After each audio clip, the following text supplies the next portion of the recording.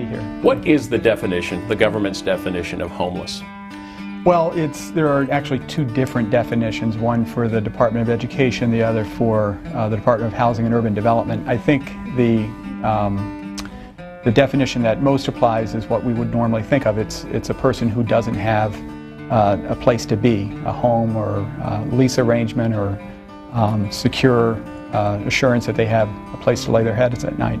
It affects about 3.5 million people over the course of a year. Homelessness is something that is all around us. We say homeless and we have the stereotype of bum, but truth be told is, homeless isn't bum. Homeless is someone that's not in their home. On an average night, single adults make up 94% of the homeless population.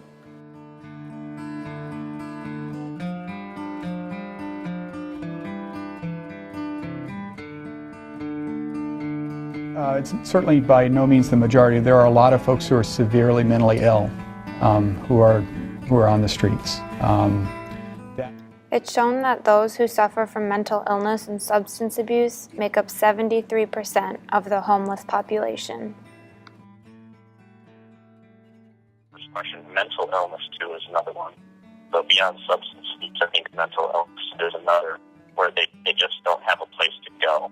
They're adults, that they can, they're not held anywhere beyond their wanting to stay.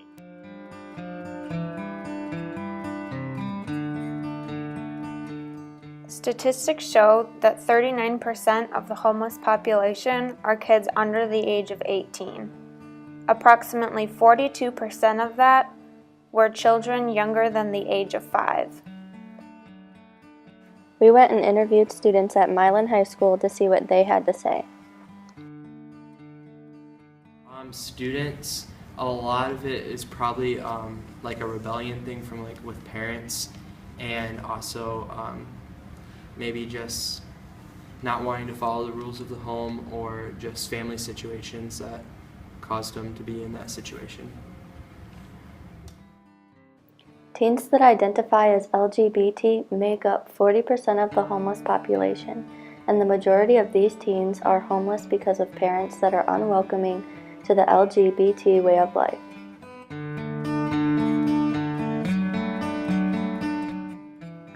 In 2014, veterans made up 26% of the homeless population.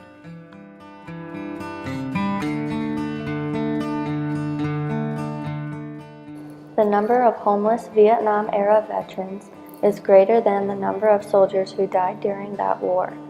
45% of homeless veterans suffer from post-traumatic stress disorder. You're haunted by Vietnam? If you only knew, brother. If you only knew.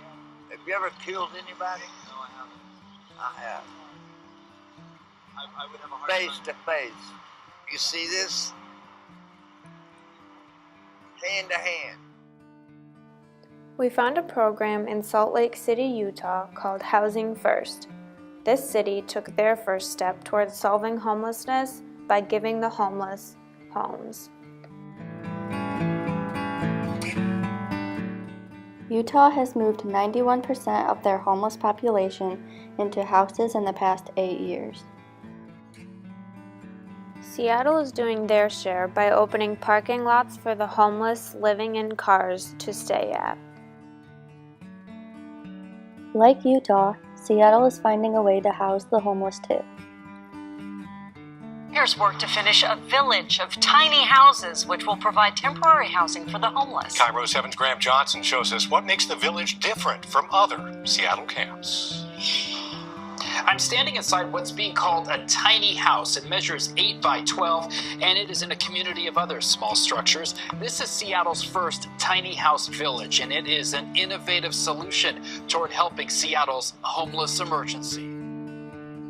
In the U.S., the homeless population has gone down by over 70,000 people in the last 7 years.